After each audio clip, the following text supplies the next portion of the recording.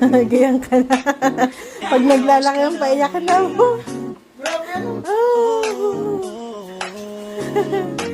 Ngayon ko lang nakita dahil tinatawanan ng mga kapatid ko yan eh.